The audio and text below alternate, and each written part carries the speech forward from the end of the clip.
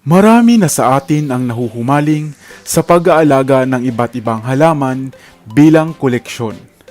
Mga plantito at plantita na handang gumastos para lamang sa mga kakaibang halaman na maaaring gawing display at palamuti sa ating tahanan. Mula nga sa pinakasimple hanggang sa pinakakomplikadong uri nito. Namumulaklak man o hindi. Kaya naman, samahan ninyo ako upang galugarin ang Pilipinas at isa-isahin ang 10 sa pinakamahal na halaman dito sa Pilipinas. Kaya kung bago ka pa lamang sa ating channel ay huwag mong kalimutan na pindutin ang subscribe button at ang notification bell upang lagi kang updated sa aking mga bagong uploads. Number 1 sa ating listahan, Begonia maculata. Ang halamang ito ay mas kilala rin sa katawagang polka dot begonia dahil sa mga batik nito sa bawat dahon na nagbibigay pa ng lalong ganda sa olive green nitong kulay. Madaling alagaan ang halamang ito, lalo na nga sa mga tropikal na bansa gaya dito sa atin sa Pilipinas. Kadalasang naglalaro mula sa kulay na pula o purple ang dahon ng halamang ito, na madalas ngang nagugustuhan ng mga plant lover. Kadalasang may taas na 3 talampakan ang polka dot begonia na maaring may presyong naglalaro sa 3,000 pesos hanggang 65,000 pesos. Number 2. Rubber fig tree. Rubber tree o Ficus elastica. Ang punong ito ay kapamilya rin pala ng balete, isang napakaganda at mamahaling halaman pala. Madalas tumutubo ang halamang ito sa mga bahagi ng Asya at Amerika. Ang may lapad nitong dahon na animoy plastic ang siyang nagbibigay rito ng ganda. Maaari itong ilagay sa loob ng bahay o maging sa inyong hardin man. Nagkakahalaga ang halamang ito ng 3,000 pesos hanggang 6,000 pesos depende sa taas nito. Number 3. Variegated Monstera deliciosa. Ang halamang ito ay popular sa mga kagubatan ng Pilipinas sa iba't iba nitong klase, na nagmula pa nga sa mga bansang Mexico at iba pang kalapit na tropikal na bansa. Monstera o ang ibig sabihin ay dambuhala, at delisyosa naman na kumakatawan sa masarap at nakakain nitong bunga.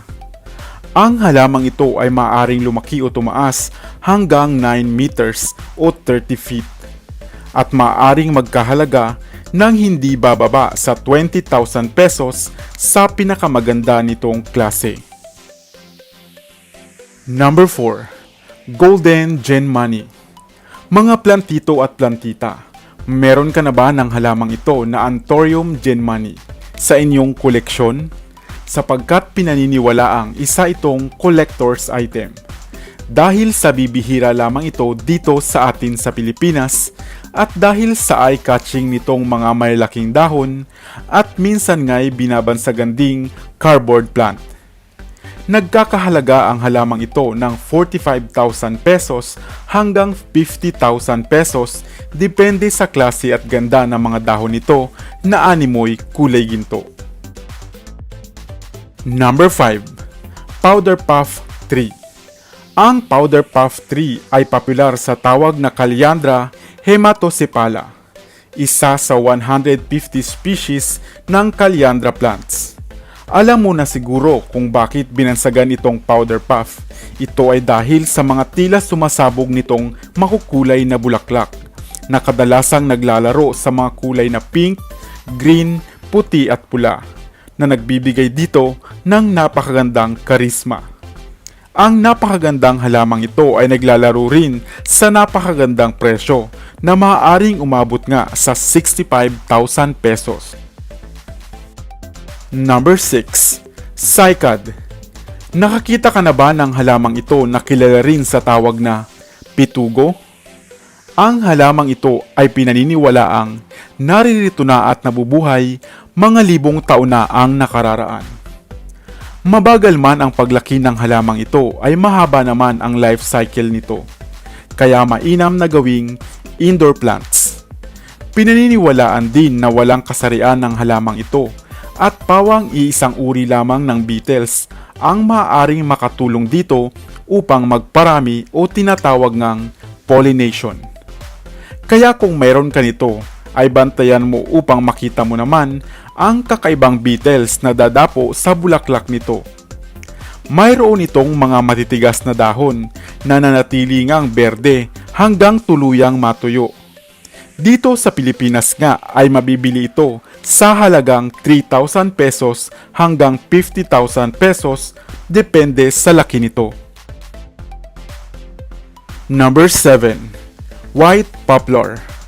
Ang halamang ito o punong ito na kilala sa tawag na silver leaf poplar ay kadalasang nagmula pa nga sa mga bansang Morocco at ibang bahagi ng Europa, kung saan ay mayroong mamasa-masang klima.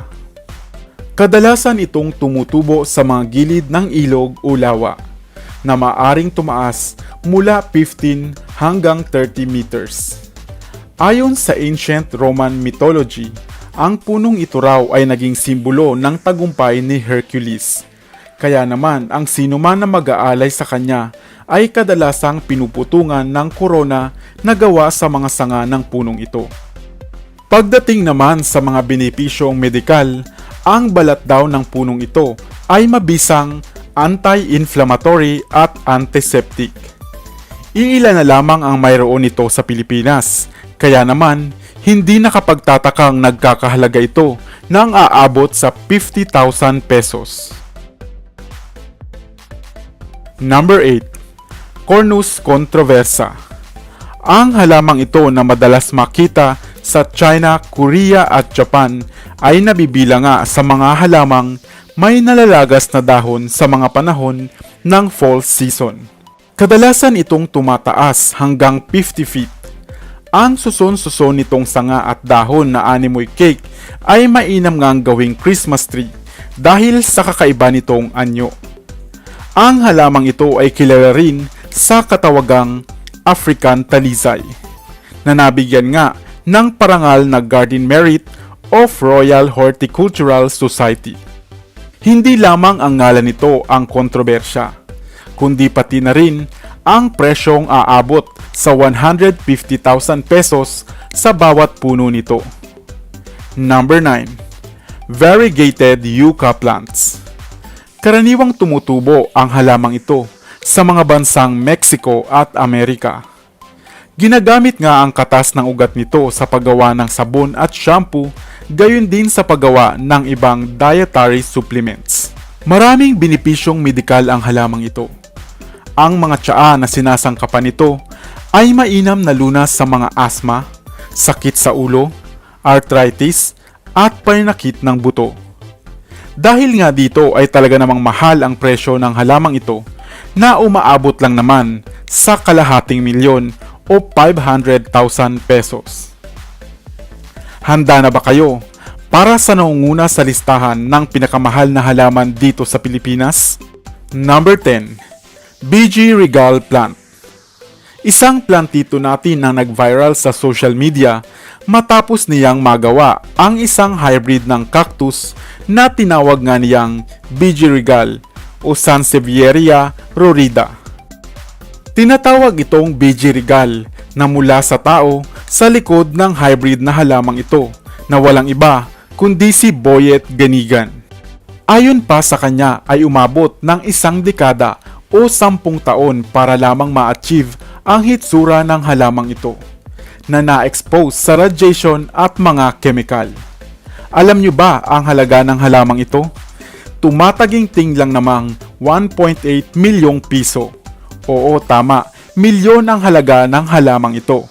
Ngayon, papaano pa kaya sa paglipas ng mahabang panahon?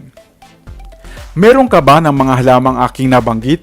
Iwan ka naman ng comment sa comment section sa ibaba. I-like at i-share mo na rin para naman sa kaalaman ng iba. At bago magtapos ang videong ito ay i-shoutout muna natin ang ating mga masugid na manonood mula sa nakaraang video na sina Lava Familia, Lucky Mary 888, Working Wise, Totoo ba? April Rose de Guzman, Paul Miranda, Alex Prado, Ilocano 26, OFW po ako, Apple Fail Chicote, Loves You, Kalasag, Mia G, Abby Ray at Ryan Cervantes.